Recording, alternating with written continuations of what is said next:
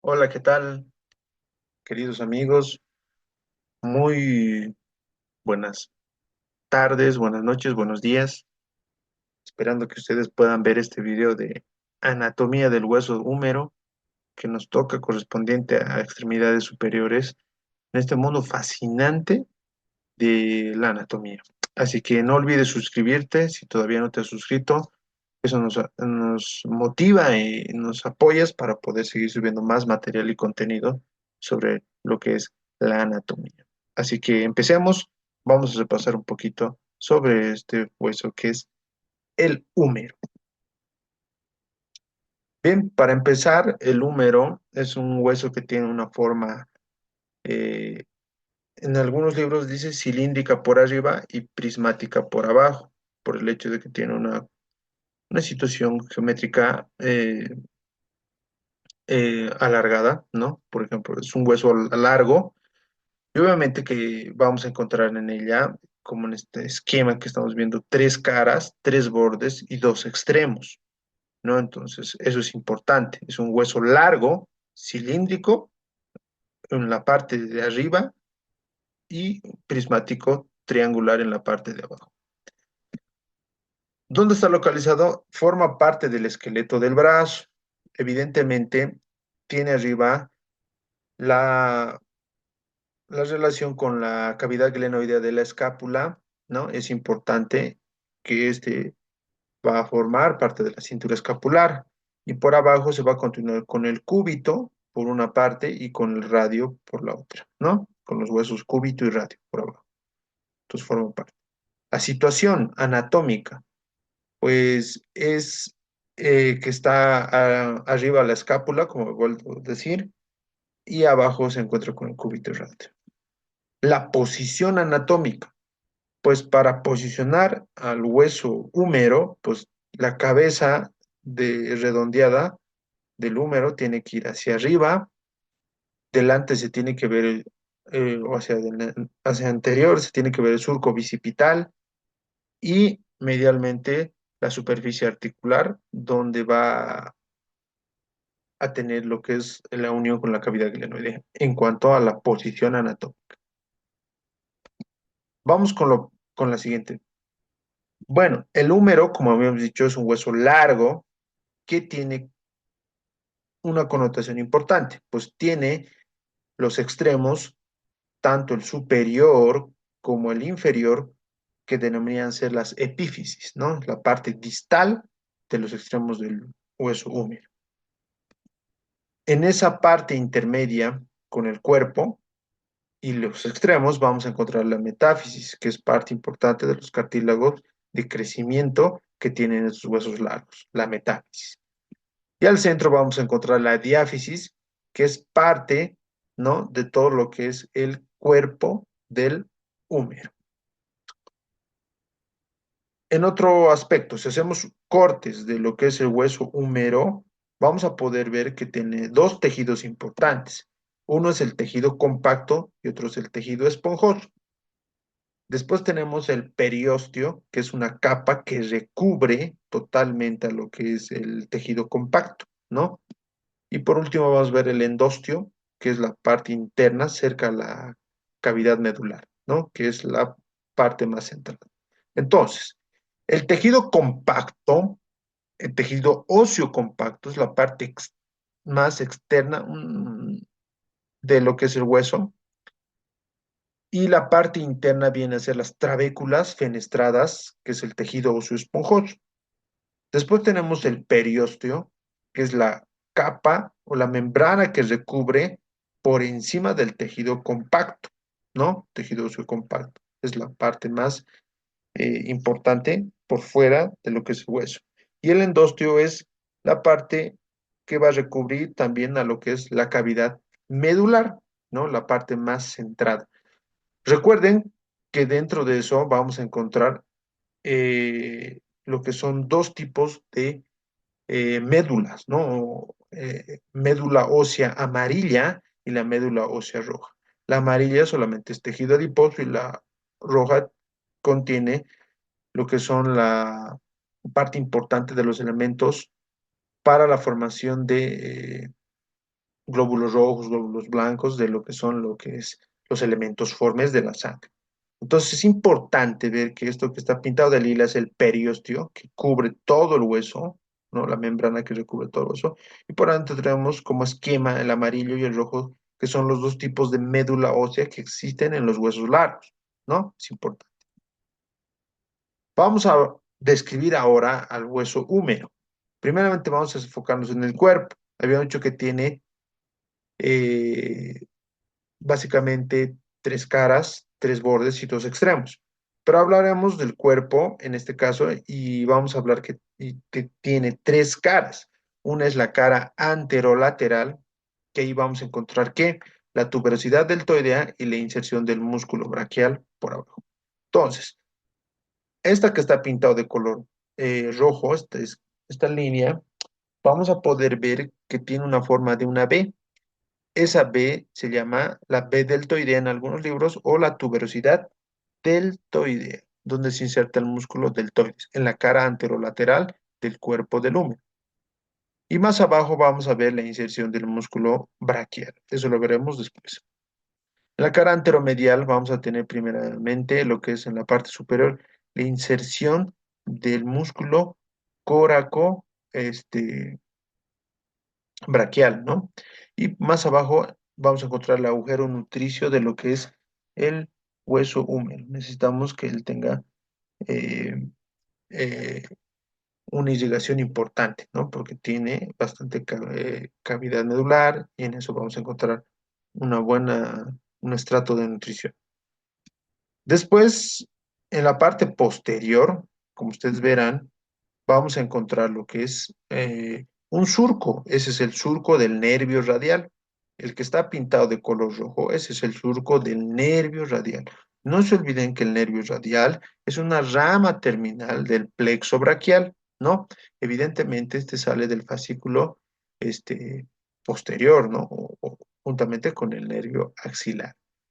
Después tenemos la inserción del músculo tríceps braquial, eso lo veremos después. Pero este surco que va de medial a lateral, de superior a inferior, evidentemente divide en dos partes. Una parte superolateral, si vale el término, que va a haber la inserción de la cabeza lateral del tríceps braquial y una parte inferomedial con la inserción del tríceps braquial.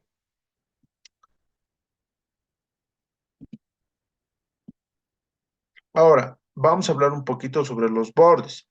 Recuerden que tiene tres caras, recordemos, cara anterolateral, anteromedial y la última cara posterior.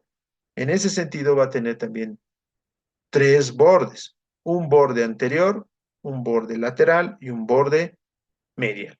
El borde anterior es básicamente que nace a nivel de lo que es la cresta lateral o cresta anterior o labio lateral de lo que es el surco intertubercular, ¿no? Básicamente viene aquí, este es el surco intertubercular, como habíamos hablado anteriormente, esta es la cresta lateral, aquí tenemos la cresta medial, ¿no? Esta cresta lateral se continúa hacia abajo y va terminando en un borde romo, haciendo lo que son los límites de la fosita coronoidea, ¿no? Entonces, es importante que también en este borde anterior tiene relación con lo que es el tubérculo deltoideo y también con la fosita coronoidea, como les había dicho anteriormente. El borde lateral haciendo un corte transversal del húmero. Aquí vemos al húmero, su periósteo, tejido óseo compacto, esponjoso y la cavidad medular. Pues obviamente ustedes verán que el húmero es un hueso que tiene mucha inserción muscular. Y entonces en eso van a formar los bordes lateral, que vendría a ser este, y el borde medial, lo que son los tabiques intermusculares, ¿no? Este tabique intermuscular lateral y este es el tabique intermuscular medial. Ahora vamos a hablar de la extremidad superior del húmero. En ese sentido, vamos a hablar de tres cosas importantes. Primero, la cabeza del húmero. La cabeza del húmero tiene una forma de un tercio de esfera, más o menos dicen que tiene unos 30 milímetros de radio, aprox, ¿no? Entonces, la cabeza del húmero llega a formar con la cavidad glenoidea y el cuerpo un ángulo de 130 grados. Esto es importante porque cuando hablamos de articulación de hombro, vamos a poder ver que la cavidad, que la cabeza del húmero y la cavidad glenoidea forman la articulación glenumeral, que es una articulación multiaxial, que es importante que se mueve entre los tres ejes. Por eso es multiaxial. Er. Ahora, la cabeza del húmero tiene importantes límites con dos estructuras que vamos a ver. El tubérculo mayor, que vendría a ser el que está pintado de color rojo, y el tubérculo menor, el que está pintado de color verde. Estos dos tubérculos están separados de la cabeza por una línea que básicamente viene, que es el cuello anatómico, ¿no? Que obviamente en su límite superior va a dar del tubérculo menor una fosita, la fosita supratubercular, ¿no? Ese es el cuello anatómico, más o menos vendría a ser este límite de lo que es la cabeza del hombre. Pero entremos a lo que tiene el tubérculo mayor. El tubérculo mayor tiene inserción de tres músculos importantes: el supraespinoso, el infraespinoso y el redondo menor. Siempre preguntan eso, muchas veces preguntan cuáles son o dónde se insertan eh, el supra, el infra y el redondo menor en el tubérculo mayor, ¿no?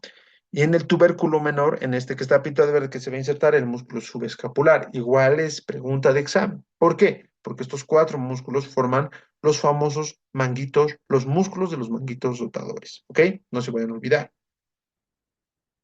Bien, de entre el tubérculo mayor y el tubérculo menor van a formar un surco. Este se llama el surco intertubercular o también llamado surco bicipital. Este surco intertubercular es importante porque por ahí va a correr una vaina tendinosa, que es la vaina de la cabeza larga del bíceps braquial, ese que está pintado de color celeste. Pero además, los que están pintados de color amarillo son las crestas. Como había vuelto a decir anteriormente, tenemos la cresta del tubérculo mayor, que es esta, o cresta lateral, ¿no? Y la cresta del tubérculo menor, cresta medial, que es esta. Entonces ahí forman como una corredera que se llama también bicipital. Después hablamos de las inserciones.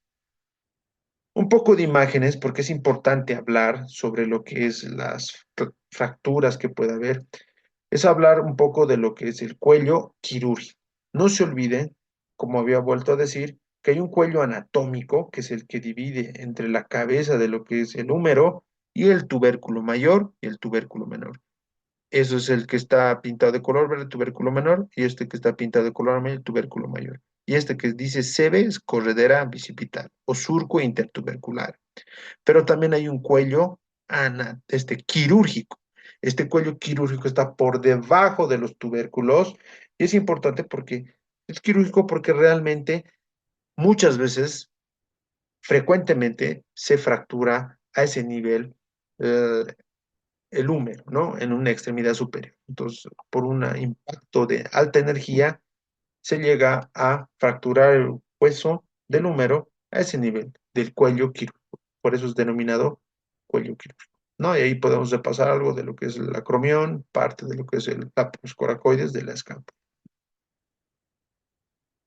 Bien, aquí vemos unas imágenes de fracturas importantes, ¿no? Que puede haber a nivel de la extremidad superior del húmero, como aquí también.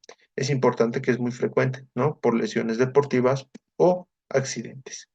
Tipos de fracturas, como ustedes verán, en el húmero, como es un hueso largo, puede haber en línea de pelo, oblicua desplazada, oblicua no desplazada, lineal, con minuta, en espiral o segmental.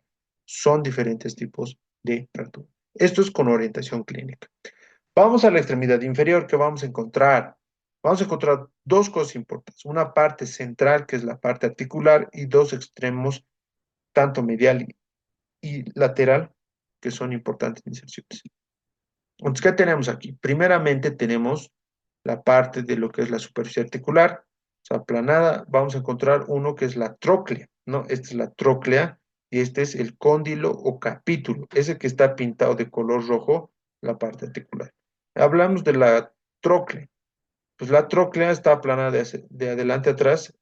Esta porción media es articular y en las laterales vamos a encontrar los epicóndilos, como les había dicho, los epicóndilos.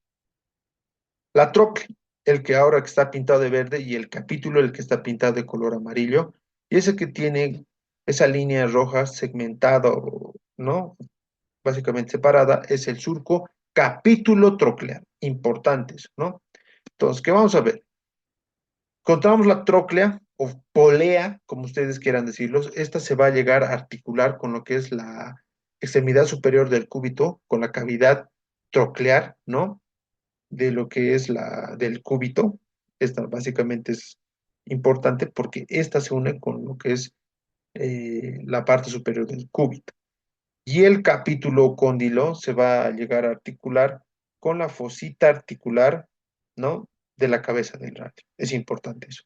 Y ahí tenemos el surco capítulo troquelar, que es importante por la relación importante también con cúbito y radio. Ahora, ¿qué vamos a encontrar? La tróclea humeral. Vamos a encontrar por arriba la fosita, ¿no? La fosita coronoidea, importante. Esa fosita coronoidea que va a ser elemental para la unión o la articulación con el cúbito, con el hueso cúbito. Por atrás vamos a encontrar, ese que está pintado de verde es la fosita coronaria, y por atrás vamos a encontrar una fosita, ¿no? Por la parte posterior de lo que es la tróclea o la polea, vamos a encontrar lo que es una fosa más hundida, que se llama la fosita olecraniana. ¿Listo? No se vayan a olvidar. Entonces, como lo había hecho decir, esta parte de la tróclea se articula con la escotadura troclear del cúbito. El capítulo o cóndilo. En algunos libros puede encontrar como capítulo o algunos cóndilos. Vamos a encontrar por encima, este es el cóndilo, y vamos a encontrar por encima otra fosita, se llama la fosita radial o fosita supracondile. ¿Ok? No se vayan a olvidar, la fosita radial o supracondile. Vamos avanzando. Vamos terminando y tenemos ahí los epicóndilos. En los epicóndilos, que son los extremos que tenemos aquí, las salientes óseas, bueno, pues el epicóndilo medial, pues el epicóndilo lateral. Vamos a hablar de este epicóndilo, el epicóndilo medial. Este epicóndilo medial también se llama epitróclea, ¿no? Porque está cerca a la tróclea, ¿no? Por eso se llama epitróclea. Antes se llamaba epitróclea, ahora se llama epicóndilo medial. Ahora, ¿qué es lo importante de ahí? Está pintado de color morado. Se va a insertar ahí el ligamento colateral cubital, que es importante en la articulación del codo, pero también se van a insertar los tendones de los músculos epicondilios mediales. ¿Cuáles son? Pregunta de examen igual, ¿no? ¿A qué se denominan o cuáles son los músculos epicondilios mediales? Pues es el pronador redondo, el flexor radial, ahí dice el largo, ¿no? No es largo, largo, error de taipeo, del carpo, palmar largo, flexor cubital del carpo y flexor superficial de los dedos. No se vayan a olvidar. Pero además hay un surco que se llama epitrócleo olecraniano, porque está entre la epitróclea, ¿no? Básicamente, y lo que es el olecrano por atrás. Entonces, ese surco epitrócleo olecraniano pasa un nervio que se llama el nervio cubital. Es importante que por la parte interna o parte medial pase eso, el nervio cubital. Igual pregunta de examen. ¿Por dónde pasa? Por la epitróclea, el nervio cubital. Ahora, cuando hay una lesión importante, cuando se inflaman los tendones de estos músculos, se llama epicondilitis. Y eso se presenta más que todo en en los golfistas, ¿no? En los que practican el golf. Más que todo cuando hacen la flexión de muñeca. Entonces es importante que en la parte, cuando ustedes pueden flexionar la muñeca, van a sentir un jalón a nivel de lo que es el epicóndilo medial o la epitróclea. Y esto más que todo se presenta en lo que es los golfistas. Es por eso que cuando hay epicondilitis medial, ¿no? O epitrocleitis, como sería mejor, eh, se llama también codo de golfista, ¿ya? No se vayan a olvidar.